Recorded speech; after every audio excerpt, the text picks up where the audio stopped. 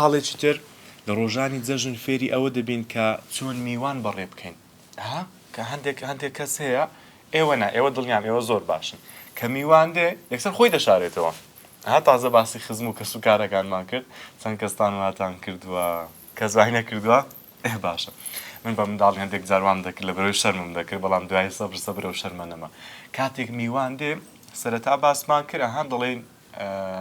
جەژنتان پیرۆز بێ بەخێر بن سەر چاوان دوای ئەوانش دەڵێن جەژنی تۆش پیرۆز بێ ماچ دەکات و جەژنە پیرۆزە لێ دەکات گرینگە ئێمە بزانین کە دەڕۆینە بەردەم میوانەکەی دێتە ماڵمان بە جوانی قسەی لەگەڵ بکەین بۆ نمونە کە دەڵێت جەژنت پیرۆز بێ نابێ ئەوە پێ بکەین و سێری بکەین نە ئەوە پرسیار دەکا پرسیار کە تۆش دەبێ وەڵام بدێ و ڕێک ئاوایە وەکۆ شتە وایە زۆر باشە خاڵێکی تر جەژن فێری خۆشەویستی و ڕێزگرتن و دڵخۆشیمان دەکات لە ڕۆژانی جەژن زۆر دەبێت دڵمان خۆش بێ زەردەخەنە بە دەم و چاومانەوە دیار بێ ڕۆژەکە جیاوازە زەردەخەنەمان پێوە دیار بێ ئەو زانیش تۆزێک بێتاقەت دیارە بەڵام دەبێت ڕۆژانی تر جیاوازتر بێت کە جەژن وا دەستی پێ کردووە زۆر باشە خاڵێکی تر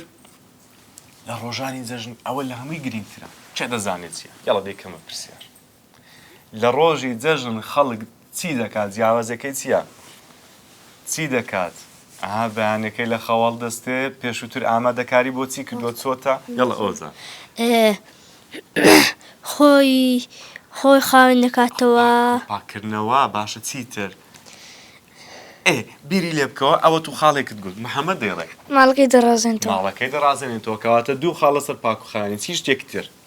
جلکی پاک دەبێت لە بەرکەی جلی پاک لەبەر دەکا ئەوە سێ خاڵ سرەوشە بیری لێ دەکەیەوە